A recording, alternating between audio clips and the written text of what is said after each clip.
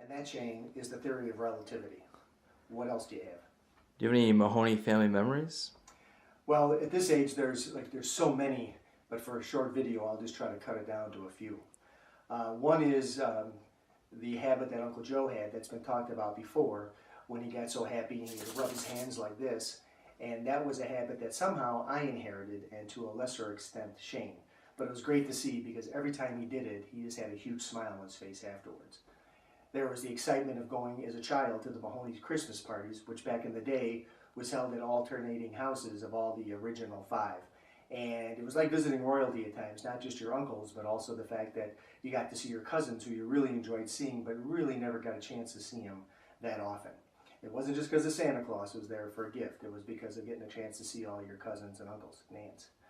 The last thing was also the excitement of when you heard that Uncle Joe or Uncle Bill was going to be interviewed in their job as police officers on TV on the 5 channels that were on back in the day. You were so excited and proud that they were your uncles, and you couldn't wait to watch them on TV.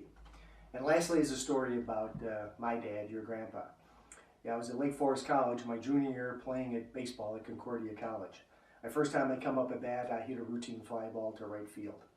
I'm ticked off. I look over and I see there's Grandpa, your grandpa, my dad, watching me, and he's waving me over.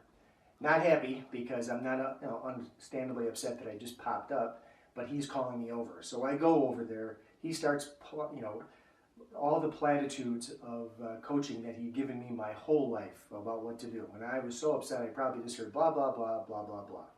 So I walk away. My next time up, I hit my first homer of my collegiate career over the right field fence. I'm thrilled to death, pumped up. I come back and I look over, and my dad has this huge smile on his face, and he gives me one of these like, in other words, if you would have listened to me all the time, God knows what you could do by now. So I just realized not only how happy I was, but how happy I had made him. So for Shane and Frank and all of the cousins and nephews and nieces, never underestimate how much joy you can bring to your parents and family. And when you do, that joy just gets received back to you exponentially. It's a real treat. Thanks.